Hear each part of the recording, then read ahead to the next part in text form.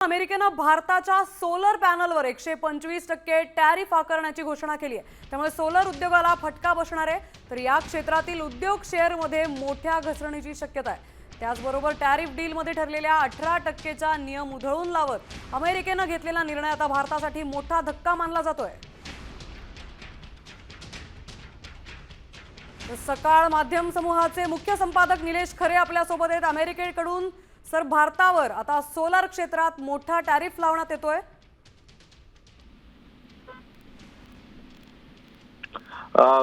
श्रद्धा, जसं तू म्हटलंस एक मोठा धक्का भारतासाठी।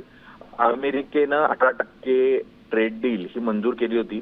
कोर्टानं डोनाल्ड ट्रम्प यांनी घेतलेला निर्णय हा संपुष्टात आणल्यानंतर पुन्हा 3 ते 4% दरम्यान भारतावर टेरिफ असणं अपेक्षित होतं। त्यानंतर अचानक 10% आणि 15%चा निर्णय घेण्यात आला। याही परिस्थितीत भारतावर 18%पेक्षा जास्तचं टेरिफ असणं मात्र अचानकपणे आता डोनाल्ड ट्रम्प सरकारनं निर्णय घेत सोलर पॅनल्सवर 125%पर्यंतचं टेरिफ आकारण्याची घोषणा केलेली आहे। भारताच्या दृष्टीने अत्यंत मोठा धक्का आणि भारताच्या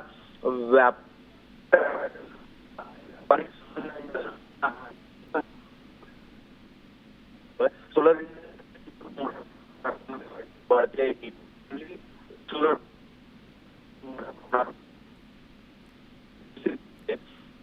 अशी टेरिफ वेगळ्या पद्धतीने मोठा धक्का आहे। मुळात अशा स्वरूपात काही निर्णय युरोपातल्या देशांबरोबर घेतले गेले आहेत। युरोपीय देश कोणता निर्णय घेतात आणि कशा स्वरूपात याला प्रत्युत्तर देतात याकडे जगात लागले आणि त्यातूनच पुढे भारत सध्या एक मोठा धक्का आहे। धन्यवाद आपण दिलेल्या माहितीबद्दल।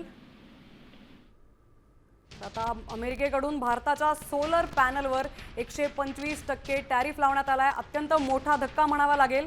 तसंच शेअर मार्केटमध्येही यामुळे मोठा बदल घडण्याची शक्यता आहे, मोठा फरक पडण्याची शक्यता आहे। तर टॅरिफ डीलमध्ये ठरलेल्या 18% नियमाचं उल्लंघन करण्यात आलंय अमेरिकेकडून। त्यामुळे जागतिक पातळीवर आता हा मोठा तोटा भारतासाठी म्हणावा लागेल, मोठा धक्का म्हणावा लागेल।